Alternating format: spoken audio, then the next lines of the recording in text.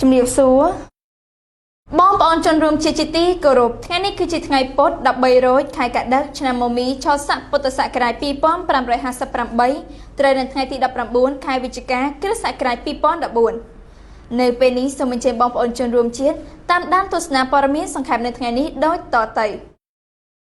ក្រុមប្រឹក្សាឃ្លាំមើលសិទ្ធិកម្ពុជាធ្វើសន្និសីទទាមទារឲ្យលុបចោលសន្ធិសញ្ញាបំពេញបន្ថែមឆ្នាំ2005កាលពីព្រឹកមិញនេះលោករងឈុនប្រធានក្រុមប្រឹក្សាឃ្លាំមើលកម្ពុជានិងក្រុមយុវជនបានធ្វើសន្និសីទកាសែតស្ដីពីការស្នើសុំលុបចោលសន្ធិសញ្ញាបំពេញបន្ថែមឆ្នាំ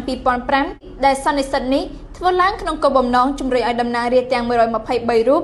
ស្នើក្រុមប្រឹក្សាធម្មនុញ្ញលុបចោលសន្ធិសញ្ញាព្រំដែនបំពេញបន្ថែមនេះថ្លែងក្នុងសន្និសីទនេះលោករងឈុនបានបញ្ជាក់បន្ថែមយ៉ាងដូចនេះថាទឹកដីនៃកម្ពុជាដែលយើងចុះទៅពិនិត្យបងប្អូនចន្លោះ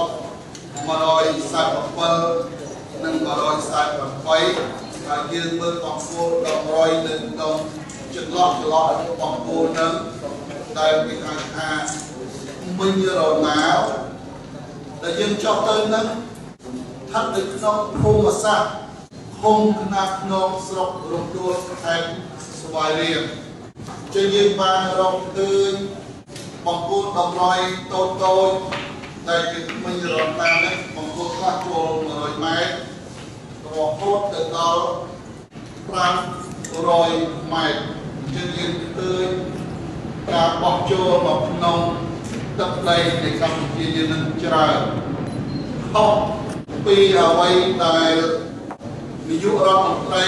ក៏ដូចជាប្រធានគណៈកម្មការប្រចាំកម្ពុជាថាមានការបោះចេញបោះចូលលោកនាយករដ្ឋមន្ត្រីបានអះអាងថាយើងមានបាត់1មីលីម៉ែត្រទេក្នុងការបោះបំពុលនេះប៉ុន្តែវាពិតយើងរកឃើញមានការចូលពិតប្រកបមែនការដែលយើងទៅនេះយើងមិនបានប្រើប្រាស់សម្ភារៈតាមលក្ខណៈ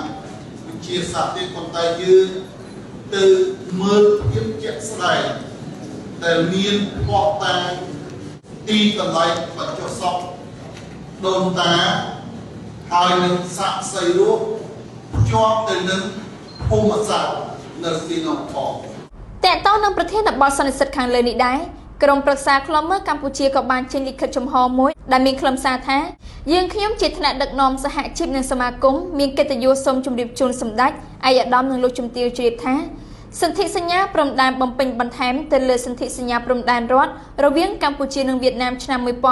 1985ដែលរាជរដ្ឋាភិបាលរដ្ឋសភាប្រសិទ្ធិនិងព្រះមហាក្សត្របានផ្ដល់សេចក្ដីបានកំឡុងពេល2ថ្ងៃទី10ខែតុលាឆ្នាំ2005គឺជាសន្ធិសញ្ញាព្រំដែនដែលមិនស្មើភាពសម្រាប់ភាគីកម្ពុជា